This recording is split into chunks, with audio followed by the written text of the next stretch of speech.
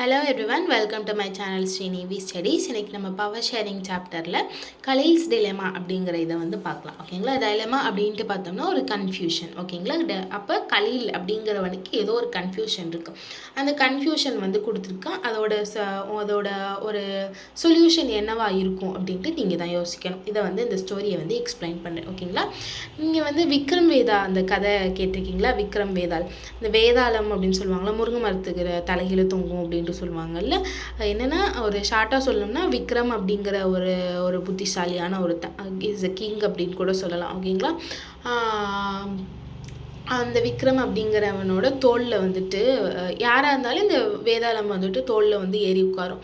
So தோளில் ஏறி உட்காந்து ஏதாவது கொஸ்டின் கேட்கும். அந்த கொஸ்டினுக்கு நம்ம பதில் சொல்லணும்னா நம்ம மண்டை வெடித்து செத்துருவோம் அப்படிங்கிற மாதிரி ஒரு கதை இருக்கும். ஓகேங்களா, ஸோ எந்த கொஸ்டின் கேட்டாலும் ஆன்சர் பண்ணக்கூடிய ஒரே ஆள் விக்ரம் தான் அப்படிங்கிற மாதிரி ஒரு கதை சொல்லுவாங்க. ஓகேங்களா, ஸோ இந்த வேதாளம் தமிழில் வேதாளம் அப்படின்னு சொல்லுவாங்க. விக்ரமாதித்யன் வேதாளம் அப்படின்ட்டு சொல்லுவாங்க. ஓகேங்களா, இங்கே வேதாள் அப்படின்னு கொடுத்துருக்காங்க. ஓகேங்களா, அஸ் யூஷுவல் ரீட் பண்ணிவிட்டு எக்ஸ்பிளைன் பண்ணுறேன். ஓகேங்களா, as usual Vikram was driving the motorbike under the vow of silence, and Vedal was on the pillar ride. Okay, as usual, Vedal started telling Vikram a story to keep him awake while driving. This time the story went as follows. என்னன்னா, Vikram as usual அவரோட motor பைக்கை right பண்ணி போய்கிட்டு இருக்கையில் வேதாளம் என்ன பண்ணுதுன்னா, விக்ரமோட பின்னாடி சீட்டில் உட்காந்துட்டு போயிட்டு இருக்கும்போது ஒரு ஸ்டோரி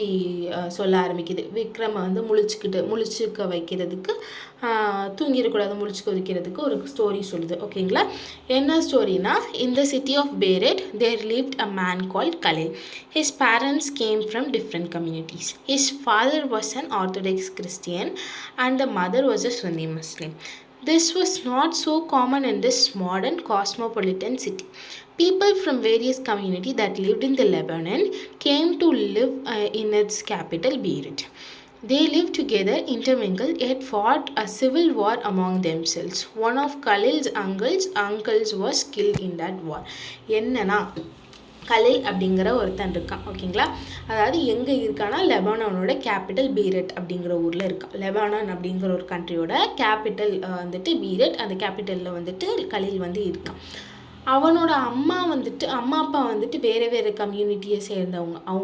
அவங்க அப்பா யாருன்னா ஆர்த்தோடாக்ஸ் கிறிஸ்டியன், அவங்க அம்மா யாருன்னா சுன்னி முஸ்லீம். ஓகேங்களா, பீப்புள் ரொம்ப பீஸ்ஃபுல்லாக தான் வாழ்ந்துட்டு இருக்காங்க. இருந்தாலும் இடையில என்ன ஆயிடுதுன்னா, ஒரு சிவில் வார் ஒன்று வருது. ஓகேங்களா, சிவில் வார் வருது. அந்த சிவில் வாரில் என்ன ஆகுதுன்னா, ஒன் ஆஃப் தி கலிலோட ஒன் ஆஃப் தி அங்கிள் கொல்லப்படுறாரு, இறந்து போயிடுறாரு. ஓகேங்களா, அப்புறம் அடுத்த பேர் என்ன, at the end of this civil war Lebanon's leader came together and agreed to some basic rules for power sharing among different communities.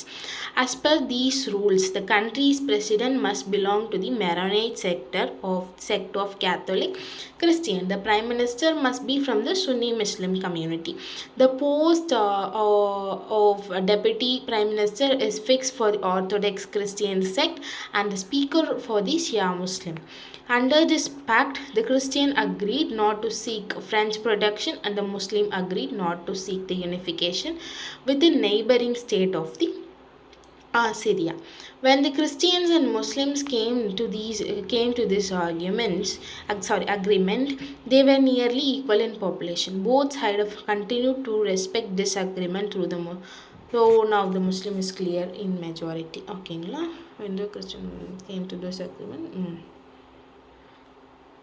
இப்போ என்ன ஆகுதுன்னா, அந்த சிவில் வார் முடிஞ்சதுக்கப்புறம், அதாவது சிவில் வார் யாருக்கு இடையில நடக்குதுன்னா, அந்த கம்யூனிட்டிஸ்க்கு இடையில, அந்த லெபனானில் இருக்க கம்யூனிட்டிஸ்க்கு இடையில, கிறிஸ்டின்ஸு முஸ்லீம்ஸு இவங்களுக்கு இடையில நடக்கிற அந்த சிவில் வார் தான். ஓகேங்களா, ஸோ பவர் ஷேரிங் கொண்டு வராங்க. இந்த லெபனானில் அந்த சிவில் வார் முடிச்சுட்டு என்ன பண்ணுறாங்கன்னா, ஒரு ஃபார்ம் ஆஃப் பவர் ஷேரிங் நம்ம பவரை நல்லா பக்காவாக ஷேர் பண்ணி வச்சுருந்தோம்னா நம்ம கண்ட்ரி பக்காவாக இருக்கும் அப்படின்ட்டு பவர் ஷேரிங் கொண்டு வராங்க. ஸோ அந்த பவர் ஷேரிங் படி என்ன பண்ணுறாங்கன்னா, கண்ட்ரியோட பிரசிடென்ட் எந்த கம்யூனிட்டியை சேர்ந்தவராக இருக்கணும்னா, மெரோனைட் செக்ட் ஆஃப் கேத்தலிக் கிறிஸ்டியனாக இருக்கணுமா, பிரைம் மினிஸ்டர் சுன்னி முஸ்லீம் கம்யூனிட்டியாக இருக்கணுமா, அப்புறம் டெப்யூட்டி பிரைம் மினிஸ்டர் ஆர்த்தடாக்ஸ் கிறிஸ்டியனாக இருக்கணுமா, ஸ்பீக்கர் ஷியா முஸ்லீமாக இருக்கணுமா. ஓகேங்களா. ஸோ வந்துட்டு என்னதான் இருந்தாலும் கிறிஸ்டியன்ஸ்க்கு வந்துட்டு வேறு ஒரு கருத்து இருக்கான். அதாவது அந்த கண்ட்ரியை பொறுத்து வேறு கருத்து இருக்குது. அதே மாதிரி முஸ்லீம்ஸ்க்கு வந்துட்டு என்னென்னா வேறு கருத்து இருக்குது. கிறிஸ்டியன் என்ன சொல்கிறாங்கன்னா ஃப்ரெஞ்ச் ப்ரொடக்ஷன் வந்துட்டு நம்ம வந்து வாங்கிக்கக்கூடாது அப்படிங்கிற மாதிரி சொல்கிறாங்க. அதாவது ஃப்ரெஞ்ச் நாட்டிலேருந்து நம்ம பாதுகாப்பு வாங்கிக்கக்கூடாது அப்படிங்கிற மாதிரி சொல்கிறாங்க. முஸ்லீம்ஸ் என்ன சொல்கிறாங்கன்னா நெய்பரிங் கண்ட்ரி சிரியா இருக்குல்ல, சிரியாவோட நம்ம கண்ட்ரியை வந்து ஜாயின் பண்ணிடக்கூடாது, யூனிஃபிகேஷன் பண்ணிடக்கூடாது அப்படின்ட்டு சொல்கிறாங்க. ஓகேங்களா. So Khalil does not like this system one bit.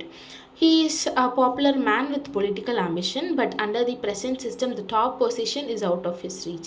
He does not practice either his father's or mother's religion and does not wish to be known by either. He cannot understand why Lebanon can't be like a normal democracy. Just hold an election, allow everyone to contest, and whoever wins maximum votes become the president, no matter which community he comes from. Why can't we do that like in other democratics of the world, he asks. His elders who have seen the bloodshed of the civil war tell him that the present system is the best guarantee for peace. இப்போ என்னென்னா வந்து கலீலுக்கு வந்துட்டு இந்த மாதிரி ஒரு system வந்து சுத்தமாக பிடிக்கல. அதாவது இந்த கம்யூனிட்டியை சார்ந்தவங்க தான் இந்த போஸ்ட்டில் இருக்கணும் அப்படிங்கிற மாதிரி இந்த சிஸ்டம் வந்து பிடிக்கல. ஸோ ஏன்னா வந்துட்டு கலீல் வந்துட்டு அவனோட அம்மாவோட கம்யூனிட்டியை ஃபாலோ பண்ணலை, அவங்க அப்பாவோட கம்யூனிட்டியை ஃபாலோ பண்ணலை. ஓகேங்களா. ஏன்னா வந்துட்டு ஏன்னா அவனுக்கு வந்து இது ஃபாலோ பண்ணவும் பிடிக்கல. என்ன பெரிய கம்யூனிட்டி, என்ன காஸ்ட், என்ன காஸ்ட், என்ன கம்யூனிட்டி, என்ன ரிலீஜன் அப்படிங்கிற மாதிரி இருக்கான். ஓகேங்களா. ஸோ அவன் என்ன நினைக்கிறான்னா, ஏன் நம்மளோட லெபனானும் வந்துட்டு மித்த டெமோக்ரஸி மாதிரி இல்லை, ஏன் வந்துட்டு ஜஸ்ட் நம்ம ஒரு எலெக்ஷன் வச்சுட்டு அந்த எலெக்ஷன் யார் வேணால் எலெக்ஷனில் கண்டெஸ்ட் பண்ணுங்கள், அந்த எலெக்ஷன் வச்சுட்டு யார் ஜெயிக்கிறாங்களோ அவங்களுக்கு அந்த போஸ்ட் கொடுக்க வேண்டியது தானே. அந்த எலெக்ஷனில் ஜெயிக்கிறவங்க வந்து யாராக வேணால் இருக்கட்டும், ஆனால் அந்த போஸ்ட் கொடுக்கலாமே, கொடுத்துட்டு எந்த கம்யூனிட்டியை சேர்ந்தவங்களா வேணால் இருக்கட்டும், அதிகமாக வந்துட்டு ஓட் வாங்குறவங்களுக்கு அந்த போஸ்ட் கொடுக்கலாம்ல அப்படின்ட்டு வந்துட்டு யோசிக்கிறான். ஸோ வந்துட்டு இதை அவனோட எல்டர்ஸ்டையும் கேட்குறான், ஏன் அப்படி வந்துட்டு பண்ண வேண்டியதானே, ஏன் நம்ம டெமோக்ரஸி அதர் டெமோக்ரஸி மித்த டெமோக்ரஸி மாதிரி எலெக்ஷன்ஸ் வச்சு இது பண்ண வேண்டியதானே அப்படிங்கிற மாதிரி கேட்குறான். ஆனால் அவங்க எல்டர்ஸ் என்ன சொல்கிறாங்கன்னா, இந்த மாதிரி கம்யூனிட்டி பேஸில் வந்துட்டு நம்மளுக்கு இப்போ பவர் ஷேரிங் இருக்கிறது தான் வந்துட்டு நம்மளுக்கு வந்து அமைதியை கொடுக்கும், பீஸ் கொடுக்கும் அப்படிங்கிற மாதிரி சொல்கிறாங்க. ஓகேங்களா. அடுத்து the story was not finished, but they had reached the TV tower where they stopped every day. Vedal wrapped up quickly and posed his customary question to the Vikram. If you had the power to rewrite the rules in Lebanon, what would you do? Would you adapt the regular rules followed everywhere as Khalil suggests, or stick to the old rules, or something else? Vedal did not forget to remind Vikram of the basic fact. If you have an answer in mind and yet not speak up, your mobile will speak and so will you. இப்போ என்னன்னா வந்துட்டு அந்த கலீலோட கதை முடிஞ்சிருச்சு.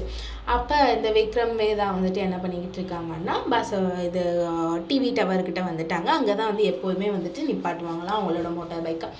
So அங்கே வந்துட்டாங்க. So டக்குன்னு விக்ரம் என்ன பண்ணுதுன்னா வேதால் என்ன பண்ணுதுன்னா விக்ரமை வந்து பிடிச்சிக்கிச்சு. விக்ரமை பிடிச்சிக்கிட்டு, நீ வந்துட்டு சொல்லு, நீ உனக்கு வந்துட்டு ஒரு சான்ஸ் கிடச்சா, அங்கே இருக்க அந்த கான்ஸ்டிடியூஷனை சேஞ்ச் பண்ணுறதுக்கு ஒரு சான்ஸ் கிடச்சிச்சின்னா நீ கலீல் சொன்ன மாதிரி சேஞ்ச் பண்ணுவியா, இல்லை ஆல்ரெடி அங்கே இருக்கிற இதை வந்து ஆல்ரெடி அங்கே இருக்கிற அந்த கான்ஸ்டிடியூஷன் வந்துட்டு அப்படியே வச்சுப்பியா, அங்கே இருக்கிற மாதிரியே வச்சுருப்பியா அப்படின்ட்டு சொல்லுது. அந்த மாதிரி வந்து கொஸ்டின் கேட்குது. சப்போஸ் உனக்கு ஆன்சர் தெரியாமையோ இல்லைனா ஆன்சரை நீ மண்டைக்குள்ளேயோ வச்சுட்டு இருந்தீங்கன்னா உன்னோட மோட்டார் பைக்கும் ஃப்ரீஸ் ஆயிரும், நீயும் ஃப்ரீஸ் ஆயிடுவ அப்படிங்கிற மாதிரி சொல்லுது. ஓகேங்களா. இப்போ வந்து இந்த வேதாள் வந்துட்டு உங்ககிட்ட இருந்துக்கிட்டு இந்த கொஸ்டினை உங்ககிட்ட கேட்டுச்சுன்னா நீங்கள் என்ன பதில் சொல்லுவீங்க? நீங்கள் சப்போஸ் சேஞ்ச் பண்ணணும்னு நினச்சிங்கன்னா, கான்ஸ்டிடியூஷன் சேஞ்ச் பண்ணணும்னு நினச்சிங்கன்னா எந்த மாதிரி சேஞ்ச் பண்ணுவீங்க, என்னென்ன மாதிரி டெமோக்ரஸியை கொண்டு வருவீங்க, எப்படி பவர் ஷேர் பண்ணுவீங்க அப்படிங்கிறத வந்துட்டு வேதாள் வந்துட்டு உங்கள்கிட்ட கேட்குற மாதிரி நீங்கள் வந்துட்டு கமெண்ட்டில் வந்துட்டு சொல்லுங்கள். ஓகேங்களா. உங்களுக்கு இந்த வீடியோ பிடிச்சிருக்குன்னு நினைக்கிறேன். உங்களுக்கு இந்த வீடியோ பிடிச்சிருந்தா லைக் பண்ணுங்கள், ஷேர் பண்ணுங்கள், சப்ஸ்கிரைப் பண்ணுங்கள். தேங்க்யூ.